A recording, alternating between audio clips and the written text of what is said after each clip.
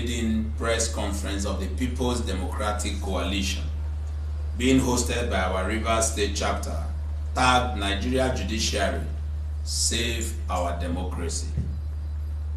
The events of the past month leading to the conduct of the 2023 general elections and the outcry of Nigerians following the outcome, which is widely believed not to reflect the will of the majority of the electorate, is not new to us gathered here this afternoon. This verdict has been expressed by local and international observers and crowned by the much detailed and indicting report of the EU Election Group, Observer Group, and INEC presided over the most shabbily organized election in the history of our country. Today, the battle for the redemption of our democracy has moved to the temple of justice. Can Nigeria Judiciary stand up to the occasion and save our democracy? This is the reason we are gathered here today, to urge our judiciary not just to redeem their image, but to save our democracy and write their names in the gold plate of history, to resist all forms of intimidation from every quarter and deliver justice to the people of Nigeria. The statement credited to the Nigerian ambassador to the Republic of Guinea, John James Usanga, that annulment of the 2023 presidential election on the basis of the less than 25% vote scored by Bola Ahmed Tinubu is a wake-up knock for vigilance and for us to state the facts as it is before the truth is distorted. It is no longer a hidden fact that outside the manipulations and distortion of the February 25, 2023 election results that brought him to power, there were other weighty controversial issues about the person of Bola Ahmed Tinubu that squarely disqualified him and made him ineligible to be fielded as a presidential candidate ab initio. Amongst were the forfeiture of money to the US government some years ago, fielding a fake degree to the Nigerian electoral body, lie about dual nationality on the prescribed election form, which constitute forgery. Added to this was the non-achievement of 25% votes in the FCT as stated in the Nigerian electoral extant laws. It is therefore not surprising to every reasonable thinker and analyst that this government is built on illegality and cannot stand the actual test of law and will be extremely difficult to win the people's confidence.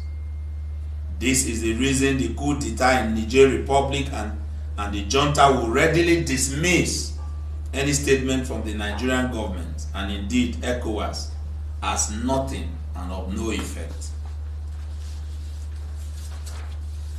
Public remarks by social commentators across the globe had insisted that the illegality of the Nigerian president and ECOWAS leader has made it difficult to effectively intervene in the Nigerian crisis. This is an apt demonstration of the level of unacceptance this administration has subjected itself by her desperation for power. If the judiciary is muzzled down by corrupt forces that are very desperate for power, then Nigeria is doomed to eventual collapse. But if the judiciary is able to hold sway and live up to its billings at this most auspicious time, Nigeria certainly will be restored to our enviable position in the Community of Nations. Whichever, the fate of Nigeria now rests on the willingness of Nigerians to press harder for sanctity of our constitution and electoral laws and say no to injustice. Let's take back our country, wake up Nigerian youths, and reject the illegitimate INEC selected president. Bola Ahmed Tinubu must be disqualified. Thank you and God bless you.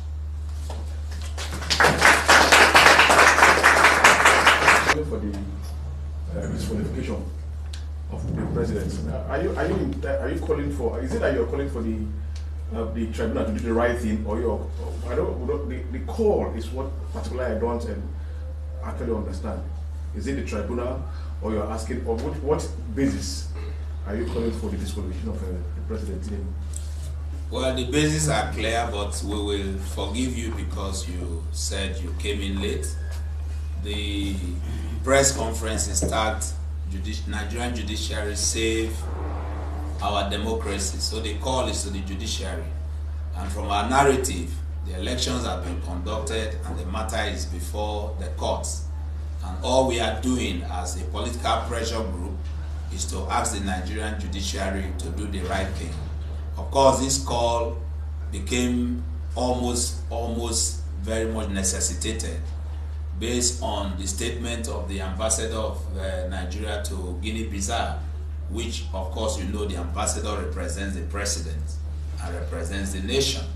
And so we quickly have to respond to the fact that he has said that if the president was disqualified or the election nullified on the basis of not scoring 25%, that the country will be thrown into anarchy. We saw that as an affront on the judiciary and a way to intimidate them. And so it was, and we also saw it as being economical with the truth, because 25% inability to achieve 25% is not the only case or evidence before the tribunal. And so he needed to tell the world every other thing that is before the tribunal that makes the presidency of Bola Ahmed Tinubu an illegal presidency. And so that truth is what we are telling the people, and also calling on the judiciary to stand by whatever evidence is before them and give justice to the people of this country. I want to find out if this group is a breakaway or subsumed under the People's Democratic Party, because I'm saying People's Democratic Coalition. That is one. Second one is your principal, Alaji Atiku Abubakar, recently called on the tribunal to declare him the winner of the election, when by the fact that he claimed he won in 21 states of the federation, the votes cast. Wouldn't that be jumping the gun, since the matter is already before the tribunal? Thank you, sir. Well, clearly the People's Democratic Coalition is a group that started over a year ago under the aegis of the South-South Democratic Coalition. But right now, more Nigerians are embracing it, and so we don't want to restrict it to South-South. And so it is a pan-Nigerian political pressure group. It is not a breakaway from the People's Democratic Party. It is a non-partisan group which will admit anyone who is ready to fight and defend the democracy of this country.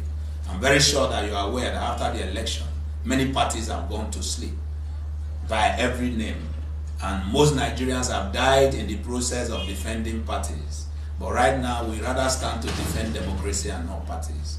And that's exactly why we are saying the tribunal should look at the justice of the matter and deliver judgment. And of course, in the second part of your question, there are many prayers before the presidential election petition tribunal. And one of the prayers is that our principal and the presidential candidate of the People's Democratic Party have been able to prove beyond every reasonable doubt that he won in 21 states. And of course, if you went through the proceeding, INEC never said no. INEC is supposed to defend that, but INEC admitted. And so that clearly places him in a position that he can be declared. However, there are other prayers which have also been prayed, including the nullification of the election and all of that. So it is in the wisdom of the court to decide upon which premises the judgment will be given. So, this question is, the next question is just out of this premise. 2 days ago, precisely on Thursday, we saw the president name his cabinet. Sorry, he named the ministerial nominees, and one of those mentioned is a member of your party, the former River State governor.